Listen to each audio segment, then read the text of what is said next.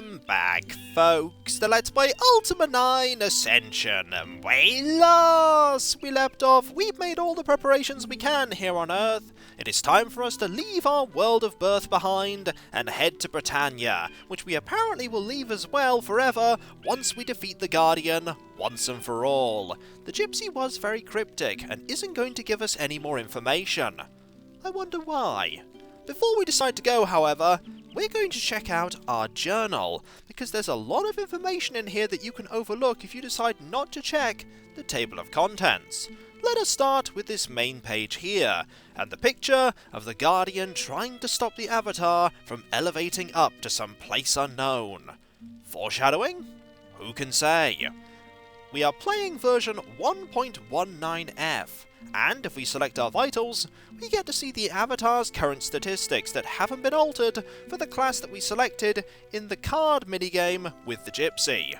Our strength is weak, our dexterity is clumsy, our intelligence is dim. We have 30 out of 30 hit points and 10 mana. We also have 140 gold and 81 arrows, but don't get too attached to that. Our skill is Novice in Fists, one-handed weapons, two-handed weapons, staffs, and range. Our magic is Linear, which means we can only use the most basic of spells, and it's probably going to stay that way for quite a while. When we arrive in Britannia, our strength is going to increase quite substantially. Dependent upon what class you pick, your stats will change, and arguably the best class stat-wise to pick is the Ranger, because you gain a small increase in strength, dexterity, and intelligence. Being a ranger makes you the most rounded individual you can be, as well as the strongest individual you can be in terms of everything. If you want to be rounded and weak in everything, pick the Shepherd, because the Shepherd gets no stat increases, but does get a really awesome item. Fun fact, by the way, the reason why I picked Compassion as the virtue to go up against Valor at the very end was because the first time I played through this game, I played through it as a bard, and you gain Dexterity and Intelligence, as well as a nice selection of items when you first arrive in Britannia. As we picked Fighter, we're going to get a lot of strength and something that will help us fight. Now, if we go to the next page, you actually get a brief history of the setting, which I really like, and you get to see this picture. We get to see this picture a few more times as well. Now, if you got the boxed game, you get this as a fold-out poster, and it is really neat. It's not very big, but it's still a nice thing to have. The First Age of Darkness.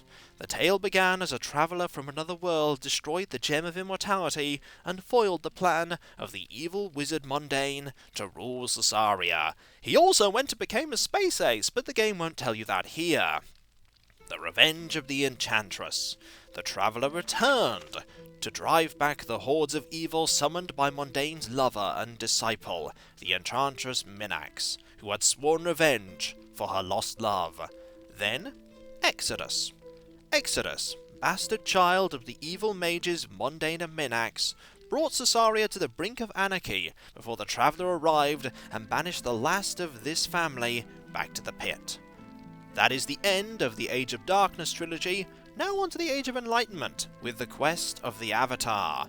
Lord British united Cesaria under the new name Britannia, and proclaimed the 8 sacred virtues as the essence of Britannian life. The traveller returned, and was named Avatar of the Virtues, Defender of the People, and Britannia's champion. Then, Warriors of Destiny. From the 3 largest shards of the broken Gem of Immortality came the Shadow Lords, who influenced Lord British's trusted confidant, Lord Blackthorn. The Avatar summoned the 8 companions to defeat the Shadow Lords and return their king, while Blackthorn was thrown into the ethereal void for his betrayal. This would have been entirely avoided if the Avatar just used a dustpan and brush and put all of those shards in the bin. But hey, he couldn't have imagined that would have happened. The False Prophet. The Gargoyle's most sacred book, the Codex of Ultimate Wisdom, foretold that a false prophet would destroy the Gargoyle race unless he was sacrificed. After learning that he was the false prophet, the Avatar undertook a quest to bring peace between the races, and succeeded. And that is the end of the Enlightenment Trilogy. Now on to the Trilogy of Armageddon, the Age of Armageddon. The Black Gate. The Guardian, a vile beast from another world, was forced from Britannia when the Avatar travelled through the portal and destroyed the Black Gate, through which the Guardian had entered. Pagan. Imprisoned on a distant world within the sphere of the Guardian, the Avatar was forced to summon the powers of darkness to thwart the elemental titans and open a portal to return to his world of peace.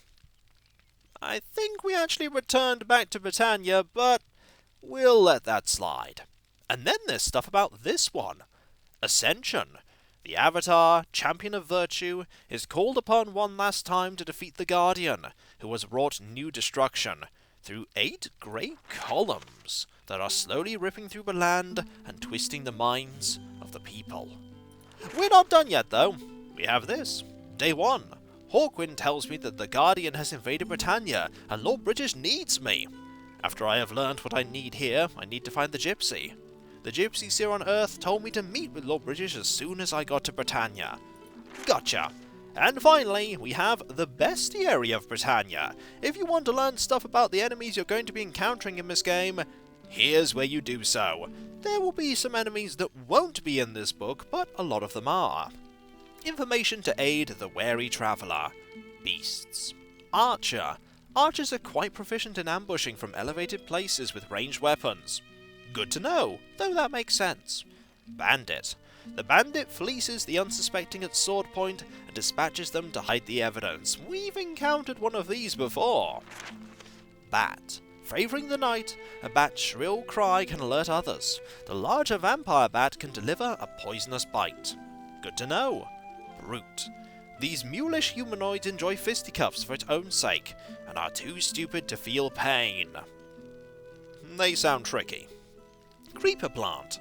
This carnivorous creeper plant spits damaging seeds which can sprout new plants. Get rid of the original one. Noted. Crustacean. These hungry creatures feature extremely tough armour on top, but have a soft underbelly. If only we could get access to that. Demon.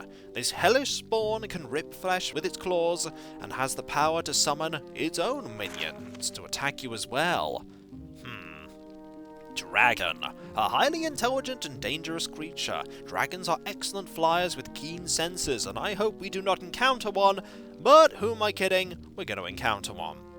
Gargoyle. The wingless gargoyle drone workers are large but unintelligent, with crushing strength. The winged gargoyles are smaller, but more intelligent and skilled in magic, making them dangerous as well. Does this mean we're going to be facing gargoyles, or that gargoyles could potentially be a foe if we accidentally attack them? We'll find out. Gazer. This magical creature's floating body features 6 eyes, each of which can attack using a different kind of magic. Oh my!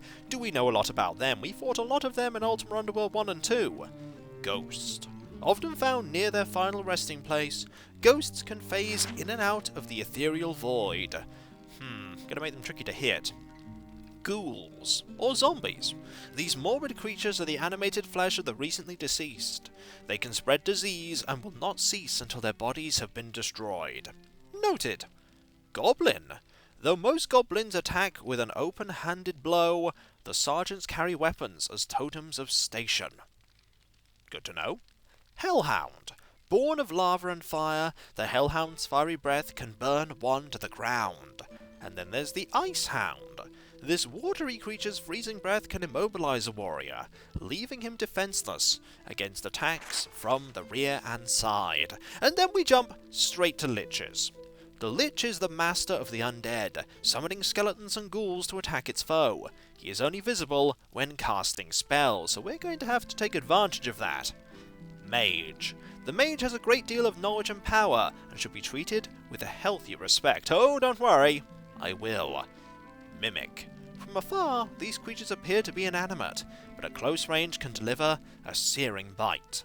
So if we know there's a mimic nearby, ranged attacks might be useful. Thief. A stealthy assassin from the lands of the east, but Thief does not shy from direct combat, and can do great damage with staves of various sorts. Good to know. Pirate. These marauders steal and often kill without compunction. Beware of the seas near Buccaneer's Den, for a community of lawlessness has thrived therein. We might have actually faced a pirate as opposed to a bandit. I don't quite remember what both of them look like. Either way, predatory fish! These aggressive fish reside in shallow water and can fell a man and drag him to sea. Don't want to face predatory fish. We have already faced these though. Rat Giant. Cousin to the common rat, these foul creatures have no fear of man. They will stay near their nest though, and often retreat to get better ground. Sea Monster. These giant creatures are encountered in the deep oceans of Britannia. They can fire magic projectiles which do great damage. I hope we're not that far down in the sea at any point. Oh, who are we kidding? That's gonna happen. Skeleton. In a place of evil magic, the bones of a friend or foe may reanimate into the form of a skeletal enemy. Spectre. The undead spectre will not kill its foe, but its victim will quickly find itself unable to use spells. Its magic reserves gone. Not such a worry for us, considering the fact that we're not really going to be using spells, but hey, something to keep in mind. We've also sort of met this. Spider Giant. A common hazard of dungeons. The giant spider subjects its victim to poisonous bites. One frightful form of spider is known to phase between the plane and the ethereal void and is more dangerous than its cousin. I have to keep our eyes open for that one. Wolf.